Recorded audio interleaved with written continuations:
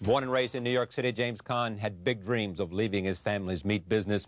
He entered Michigan State University with hopes of playing football, but he wound up acting at Sanford Meisner's neighborhood playhouse.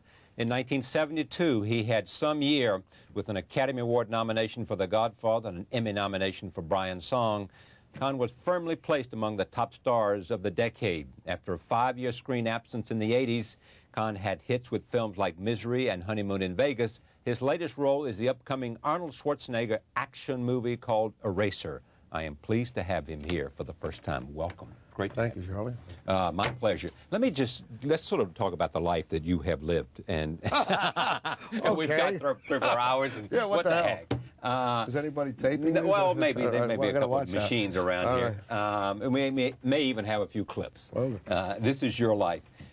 Growing up in Queens, did you want to be a football player? I mean, you wanted to go to yeah, well, an athlete.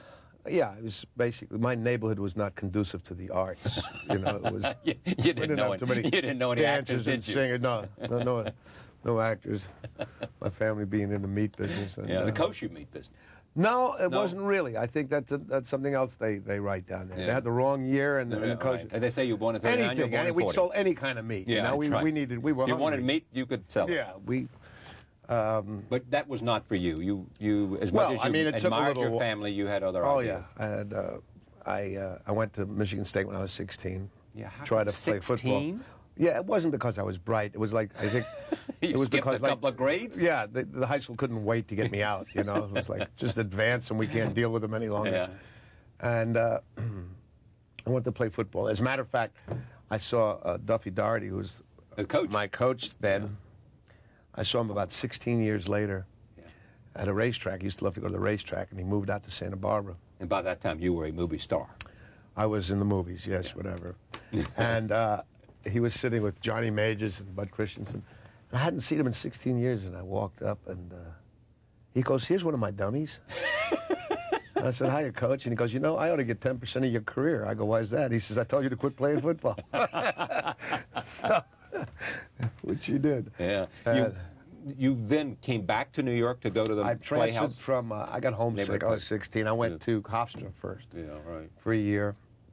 Switched majors I had gone through just about everything there was to go through. And the meat market ever looming, you know. Right. Across the river. Going down to 14th Street with my pop, you know, and lugging hindquarters. I don't think this is something I really want to do. Yeah. You know, at 4 or 5 in the morning, you know, to get in the freezer to get warm. You know, we'd go in the freezer to get warm. Jesus. So, this ditch effort was, and thank God my dad was understanding. Yeah. I went to the neighborhood playhouse.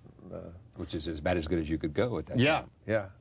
I guess they let me in there. I went there 2 weeks before school started, and usually you have to go through a year, but they said, well, this guy must be nuts, and they let me enter. And who was school. there with you? Well, Dabney Coleman, there were, gee whiz, Chris Lloyd, Jeannie Hale, Liz Ashley. I can't remember them all, and you're probably going to get me in trouble. Okay. You'll forget somebody that ought to be mentioned. I forgot everybody. I have this problem. You forget? Yeah. Let me go to 1972. I'm leaping ahead. Oh, good. That's a good jump, yeah. Out of the meat market. How did you get the Godfather job? Because everybody talks about the hiring of Pacino. I guess either Robert Evans didn't want him, well, the whole studio. Francis didn't want him. No, Francis or you definitely didn't want him. Francis wanted him. No, yeah, it's a great story because it's like, it probably typifies, you know, the movie industry. It's like failing upwards, you know. Right. When Francis got the job, at first I was friendly with Evans. They were looking at Costa Gravis. As the director? Yeah. And I suggested Francis, because Francis is a Mediterranean Italian, you know. In other words, it's not, you know, his father was the lead flautist for Toscanini, and, you know, he was into film, and it was more Mediterranean than, you know, that New York Italian that you think of, you know, connected with The Godfather. And when he got the job, he flew Bobby Duvall, Pacino, myself, and Brando. We went up there, and for the price of like 4 corned beef sandwiches, you know, Eleanor, his wife, put a bowl on her head, gave us a haircut, And we did some improvisations, you know. That was his cast. It was like with 16mm film. Cost about $8. Was this up to San Francisco? Yeah, up at his place in San yeah, Francisco. right. Yeah. So, I mean, that was the cast. That's all we knew. Well, about 2 months go by, and I get a call in the middle of the night from Francis, who was in New York, and he tells me, he says, Jimmy, they want you to come in and test. I said, test what? What, do you got a Porsche you want me to drive around the block? What, test what? What? Oh. I said, no, they want you to play Michael. I go, what are you, what are, and he was, I could tell he was disgusted. Now, all the talk before had you playing Sonny. That's Yeah, what I you was had playing been. Sonny, Al was playing Michael. Yeah. And all of a sudden Bobby they wanted was you to test well, from they Michael. yeah, they for some reason, Al at that point in his life, I don't know whether he was destructive, you know, or whatever, his tests, you know, were not up to par, and he'd just come in and do it, and they didn't want him, and they also told Francis that if he mentioned Brando again, he would be fired. Okay, these were those great geniuses of that time. Yeah, Yeah. right. So I came into New York. And they literally had, I don't know where it was, on 59, some studio. There was every actor that you could possibly imagine. I mean, from guys from Spain, from Ireland with accents, and everybody was playing Michael. I mean, Francis was like everybody. beside himself. Yeah, and guys were sitting on concrete floors. It cost $420,000. They did it for 2 days. Yeah. As a matter of fact, there's a book that Mario Puzo wrote. It's called Making the Godfather. Yeah. And they had me playing and there's one line he said in there. He said, if Caan had boobs, he'd have played Kay. You know, Yeah. I'd be playing everything. So, and then Francis kept sneaking Al in, you know, at the end of the day to do another test, and they went nuts and da-da-da. Well, the truth is that, or the upshot is, of course, after all that money spent, you know, we wound up with the same cast that we had for the price of the And it four was studio quandary executives. sandwiches. They didn't have confidence that Al could deliver, that he was Well, right I don't for the know what role. it was with Al, you know, and it was, but you know, Francis had this whole concept. I mean, he wanted Sonny to be more Americanized, you know, Yeah. more Americanized looking, and you know, Al be the more, you know, the Italian, you know, looking of the brothers, you know, and so I knew he had this whole concept. I knew what Francis wanted. And, you know, when they came in to ask me to test the next day, I just got on a train and left. I just left. Bobby Duvall told me on this program he knew it was going to be a great movie, that you guys knew. Well, Did you know? you know what we did know? I mean, I don't think anybody really ever knows because, I mean, you look at some of these movies that are successful and you go, my God, they're awful. You know? You've been in some of those. Oh, you bet. Thanks, Charlie. You're a hell of a good guy. No, Thank you. Thank you very much. I've been in my share, yeah. But the truth is, what we did know is that we were having a good time. And somehow that correlates to success. It's on the screen. Having a good time, yeah. You know, I mean, Bobby's like the best. You know, Al was great. Brando, I don't care what anybody tells you, that time, you know, was like everybody's idol. You know, I mean, us growing up, you know, going to acting school. So, and Francis was at his peak. I mean, he was the best writer director that I've ever known at that time. You know, he's since gone on to other things, but. Making wine. And then Gordy Willis. I mean, they're just all the ingredients were there, you know. Gordy Willis was a cinematographer. Yes, yeah. And so, I mean, we knew there was good stuff going on. You could feel it, you know, the actors. How did you prepare for it? I mean, did you I know ate a any of the special guys? fruit, Charlie. I grown only in the jungles of Peru. Yeah, no, that was for Apocalypse Now that you didn't make. No, well, they wanted me to. I He know. wouldn't pay me. We're going to get to that. Yeah. Your life is defined as much by what you didn't do as what you did. I have a great story. But, you know, oddly enough, When you knew some guys?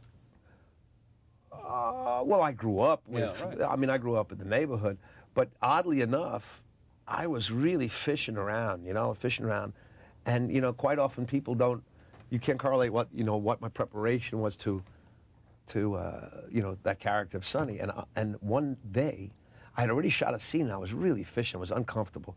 It was the scene where Sollozzo comes up and makes this proposition at the oil company, when my dad and I speak out. You know, I speak out of turn, and my father lectures me. And I knew there was something wrong, and I went home, and the next morning I woke up, and I just, for whatever reason, I started behaving like Don Rickles. Now, and I know that sounds weird, but all of a sudden it was like I came in and I just busted everybody's stones from, you know, from the producer. Why, yo, you know, why don't you get that clean? You wore that 7 days in a row. What, you know, here's some money, and I just started being Don Rickles, and you know, that was it. And I could have done Hamlet then like that. Began to encourage you, I guess. Excuse me? Francis would encourage you, saying that works, that's good, that's... Well, yeah, I mean, it wasn't like I had to tell anybody what was going on inside, but it was that. And through that, it was lots of improvisation. Come on, and Francis was wonderful because, you know, I mean, there were so many things that were improvised, you know, and I remember this one scene where we go outside and at the wedding, and the FBI guys are taking down all the license numbers. I was with Richie Castellano was walking with me, and these guys, they had, you know, these old cameras, and they're taking pictures. When we were walking back, after I spit at the FBI guys or whatever, I came back, and for whatever reason, I don't know what came over me, but this guy took my picture, an extra, some poor guy who was, you know, paid to do that. I grabbed this guy, I took his camera, and I smashed it on the ground. And I pulled him up against the car, and Richie was, you know, right in the scene. I mean, it wasn't written. He pulled me like, come on, Sonny. And I remember when I was a kid, it was like, it was all right as long as you paid the guy. And I took out a couple pens and I threw them on the ground, like, you know, it was okay. Francis loved that, you know. And the stick, too. I put that in my car when I threw it at the guy. That wasn't in the movie, you know. It just happened. Yeah, and we had, you know, with guys like Bobby and, you know, and Al and stuff like that. It was great. I mean, you know, it was just wonderful. Let me take a look. Here's a clip from The Godfather, James Caan, Al Pacino, directed by Francis Coppola. You want me to hang around? Yeah, hang around. You all right? Yeah, I'm fine. Yeah? Some food in the icebox. You hungry or anything? No, it's all right. Thanks. How about a drink? Have a little brandy. That's good to sweat it out. Huh? All right, sure. Go ahead, baby. That might be a good idea. Yeah, right. I want you to take care of that son of a bitch right away. Paulie sold out the old man, that Strutz. I don't want to see him again. Make that first thing on your list, understand? Understood. Hey, Mickey, tomorrow, you get a couple of guys, you go over to Luca's apartment, hang around, wait for him to show up. Maybe we shouldn't get Mike mixed up in this too directly. Yeah. Listen, hang around the house on the phone and be a big help, huh? Try Luca again. Go ahead. No.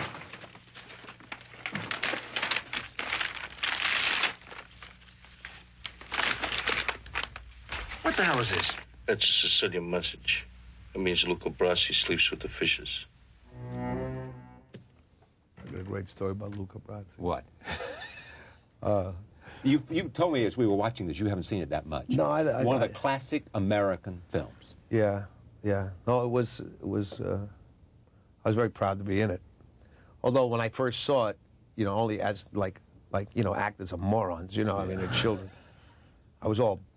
So I wanted to kill Fran. How did you cut that out? And why did you cut this out? You know, I refused to go to the party. I said, you know, you cut me. Oh, sure. Just, you know, it's all about me. What about me? You know?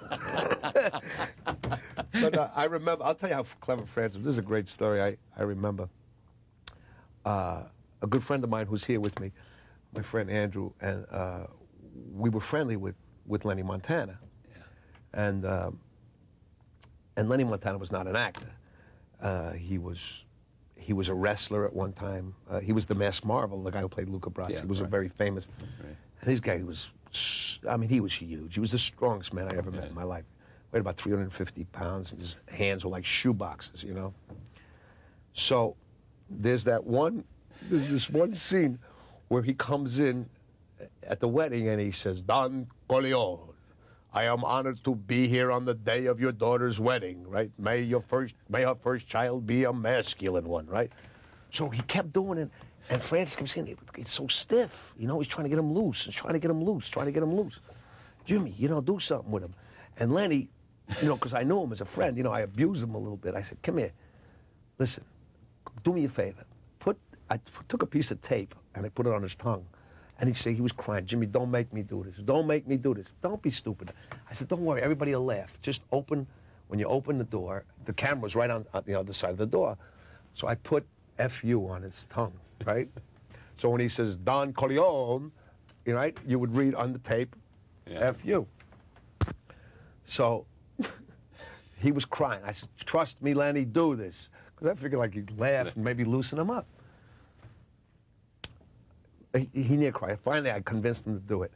The door opened, and there's Brando on the other side of the camera. He goes, Luca Brasi, my most honored, treasured friend, whatever. He goes, Don Corleone, right? Everybody laughed, everybody laughed. Then we did it again, and Brando, when he did it again, he put it on his tongue, F you too. So, because he's a Luca, So, but he never could get it together. I mean, get loose. And Francis, I think this was brilliant. We shot 2 or 3 weeks later. We shot the scene that preceded that scene, which was the wedding scene outside in Staten Island. Yeah. And Francis had this great idea to have, and if you remember the film, he has Luca Brasi in the corner studying a speech that was never written. I mean, it was a piece of brilliant work, where he was saying, Don Corleone, I am honored to be. So that it worked. So when he came in, it was like this speech that he had memorized. I thought that was... I probably liked the story a lot better than anybody else. No, we like the story. Thanks, Charlie. Brian's song came out at the same time, didn't it? Same year? Right. Emmy, Right. It was a huge success. Right. You couldn't have been bigger after those 2 movies, right? I mean, it was huge for you. Yeah. No, that was a very fortunate year. Oh, God. No, it was. I mean, the truth is, Come on, you walked around measured saying... by your success by the commerciality of the films, and not necessarily. I wasn't any worse a year earlier. You were no worse an actor. You were every bit as good. But let's just click off the things. I mean, here you are, a huge success in 2, one film, an Emmy Award winning, much watched on television, and the other, The Godfather. You turned down in succeeding years Apocalypse Now. Yeah. Didn't want to do it. No. They wanted you to play whose part?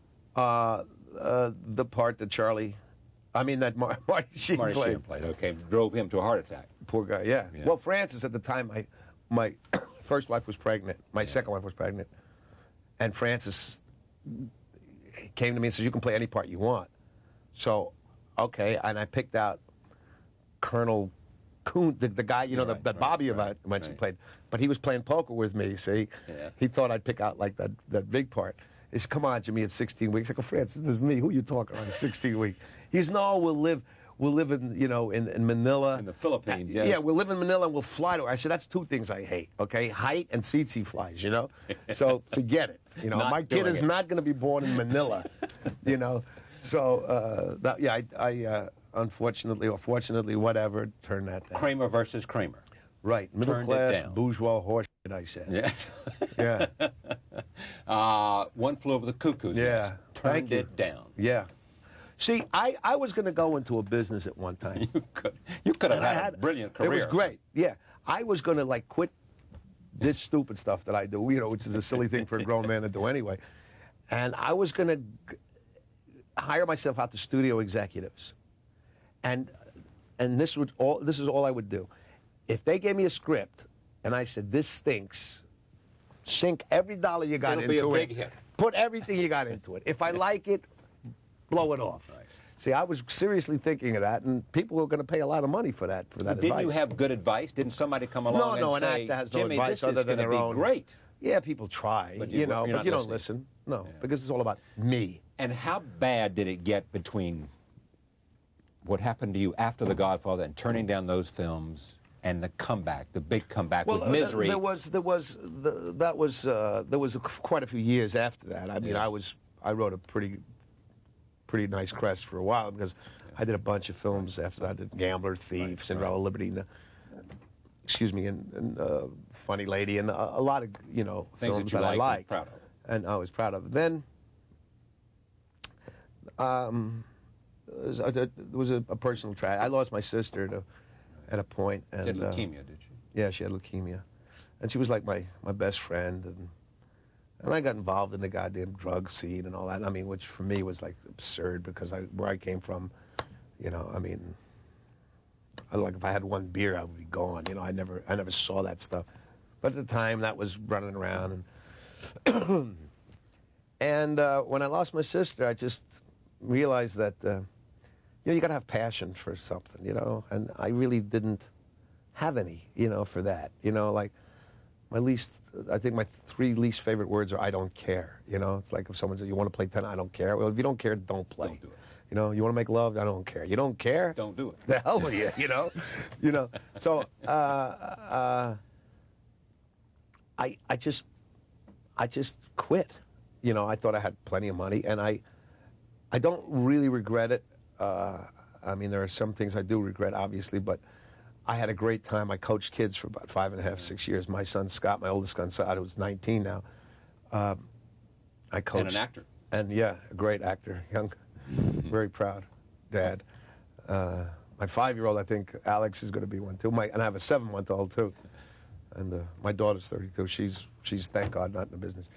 But you threw it away. I mean, you were making a lot of bad decisions. I didn't so much throw it away as I coached these kids and I had a great time. Yeah. I coached. So the time that you weren't acting, you were getting another kind of psychic income. From it was great. Family. I was coaching kids 10 months a year. I went from AYSO, which is soccer, to Little League to basketball. And people talk, "Oh, your creative needs." I said, "Listen, I didn't have to wait. I'd work with one kid and change his whole life in 5 minutes. You know, I didn't have to wait like for 6 months for them to put music and edit it and whatever. Right. You know, it happened right there, and I had a great time.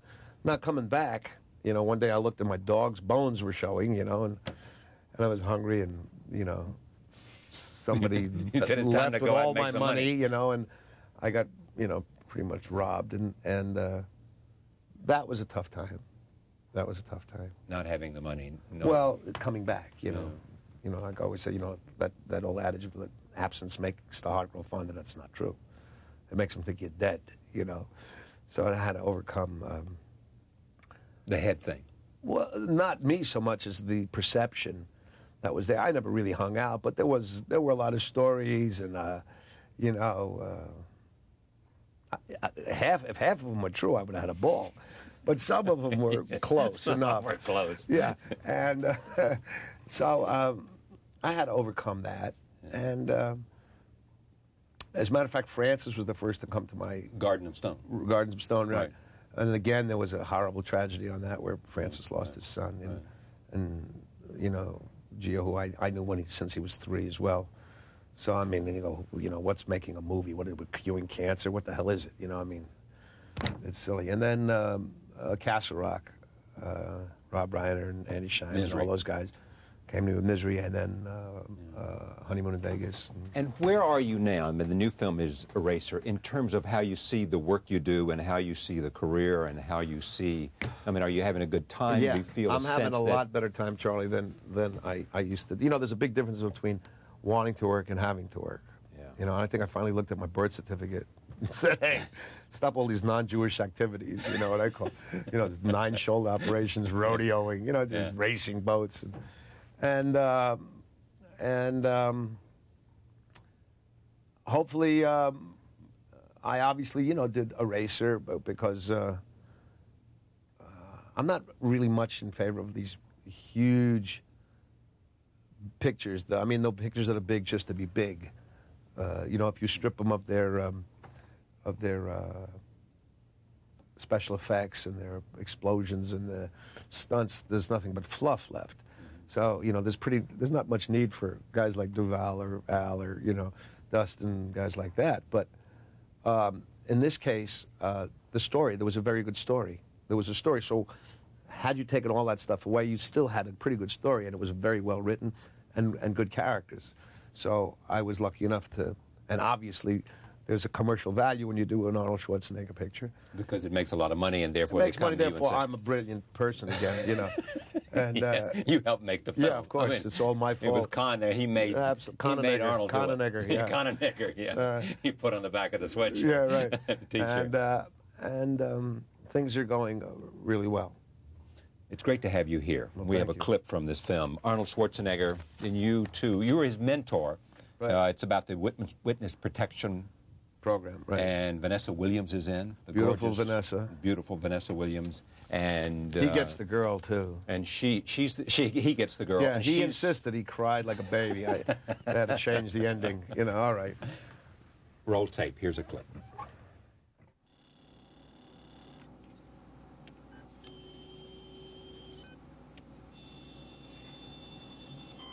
And so, with a little sleight of hand, one very dead John Doe trades places with one very live scumbag. Robert, sit down. John, you know, if God was as forgiving as Whitsick, hell would be one empty joint, no? God doesn't have our court system. So, I understand you had a busy night. A couple of witnesses got careless. I see. Did that include breaking into the county morgue? Oh, someone once taught me that improvisation is the heart of field work. I think it was you. Those were the old days. Now, is that why Bella called me in? Because of the morgue? Oh, no, man, no. The old man doesn't know anything about that, and personally, I don't think he has to. Shadow Ops still has some privileges. You're right. Oh, John, it's good work. I had a good teacher. You had the best. Eraser, Arnold Schwarzenegger, Vanessa Williams, and Jimmy Caan. You also have two other films coming out in 1996. One is... After this, I did a comedy with Damon Wayans and Adam Sandler. Did a little thing in there, so that'll be out in September. And I did a picture 2 years ago, which is yet to be released. So it'll be released or it'll escape. One of the two. It's great to have you here. It really is. Thank I you. mean, It's you're a very nice pleasure to to be talk here. to, and I had Thank a lot you, of fun. Thank you. Thank you. William Kennedy, when we would come back. Stay with us.